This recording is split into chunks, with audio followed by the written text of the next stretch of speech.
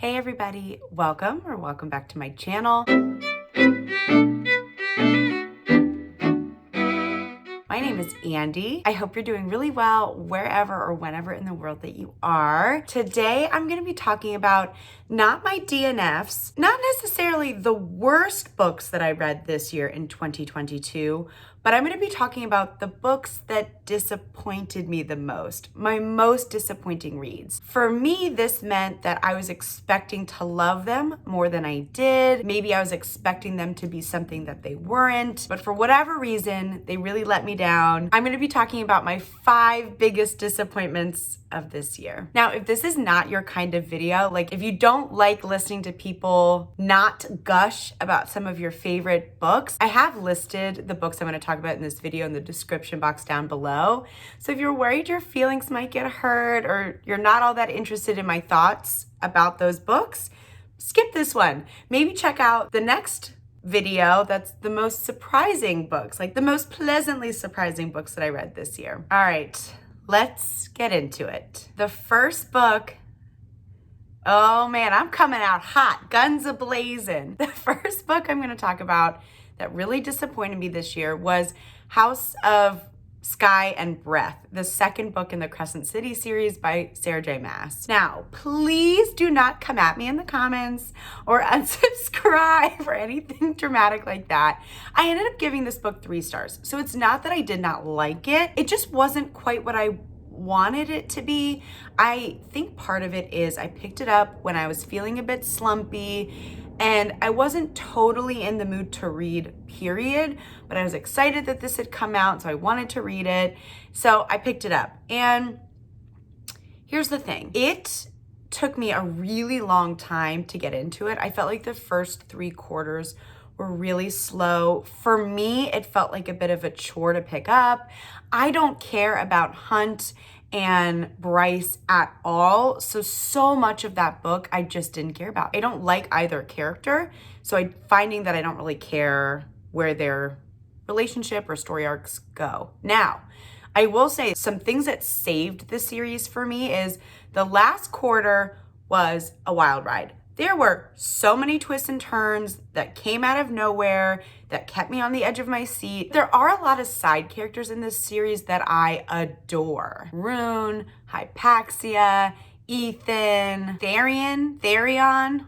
It's been a while since I read this, so I don't remember everybody's names. But they were all really interesting side characters whose storylines I was completely invested in. So it was a bit of a mixed bag overall. I didn't love it as much as I liked the first book.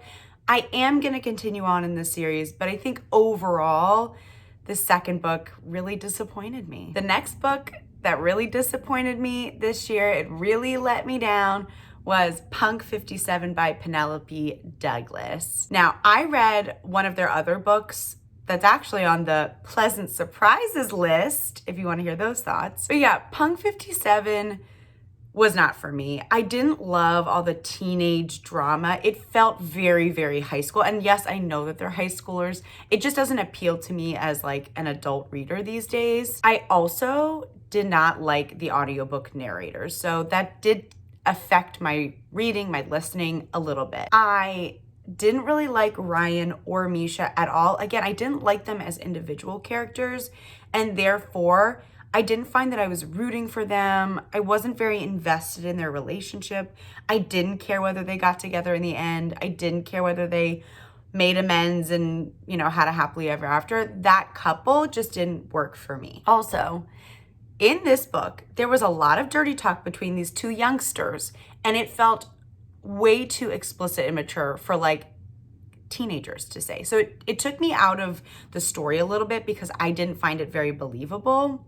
And along a similar line, sometimes I think they were supposed to be having these like deep, meaningful conversations between themselves, and they felt cheesy and a little bit preachy to me. And I didn't feel like real conversations teenagers would have. And so yeah, this one just didn't work for me.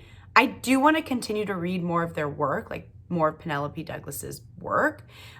This one was just a bit of a miss. So I think I also ended up giving this 2.5 stars, maybe 3. The next disappointing read for me was The Friend Zone by Abby Jimenez. I gave this book 3 stars.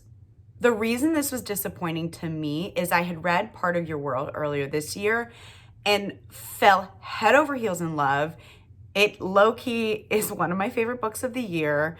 So immediately I was like, great, I want to read everything that this author has put out. And I read this book and I didn't love it. It was such a letdown because of how much I liked Part of Your World. Now, there were things I liked about this. I can't remember if I've already said this, but I did give it 3 stars, so it was okay. I liked Josh and Kristen's meet cute, and I thought that they had really good chemistry throughout the story. There were just a few very key things that happened at the end of the book that irritated me. It wasn't how I was hoping the book was gonna end. It just took a bit of a left turn, and something happened with one of the characters that I thought was really unnecessary. So I just didn't love the ending, but a majority of the book, I did enjoy myself. So I wouldn't not recommend this one. It was just such a disappointment compared to Part of Your World. The next very disappointing read that I had this year, I think I read it back in May, maybe, was All the Light We Cannot See by Anthony Doerr. In that same time frame, read The Nightingale by Kristen Hanna. And it was weird because I don't typically gravitate towards World War II historical fiction or anything set in that time. But I was sort of in the mood, I guess, or I was intrigued. I'd really liked The Nightingale. So I was like, you know what, I've heard a lot about this book. I think it's a big deal. I feel like it won awards. And so very well-known, beloved book. And I had several friends recommend it to me and say, I think you're gonna love it, especially because you loved the Kristen Hanna book so much. And man, this was really just okay for me. I think I ended up giving it 2.5 stars. Here's the thing. This book felt too cerebral, too smart for me. I feel like it lacked some of the emotion that I really look for in a story and a novel in general, but particularly with this time period.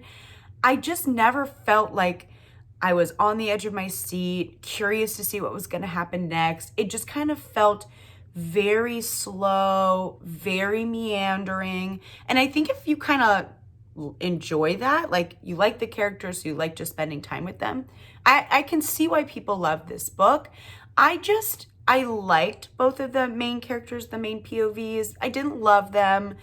When their storylines crossed, it was really underwhelming to me. The narrator was also a bit blah. They didn't take anything away from my listening experience, but they didn't add anything. There was never any distinct character voices, so it was hard to figure out whose point of view we were in sometimes, because the audiobook narrator just sounded the same no matter which character he was performing. I really just feel like nothing happened the first 65%. For me, again, it felt like a chore to pick up. I never really wanted to listen to it or read it. I did finish it though, because again, I was sort of enjoying the storyline. I was sort of enjoying the characters, and I was sort of curious, but it just lacked, I don't know, that's something special for me. This book was just too smart for me. It was above my brain. I think I missed the point. Yeah, it just didn't work for me. The last, and quite possibly most disappointing book on this list, was the third book in the, oh Lord, I don't even remember what it's called. What series is this? The Serpent and Dove series. Now, I buddy read this series with my friend Amber from work. We really liked the first book. Then we really hated the second book. And so I was really hoping that the third book was gonna, finish with a bang or turn it around a little bit. And no, it didn't. It didn't at all. I was so very confused with so many things happening in the third book.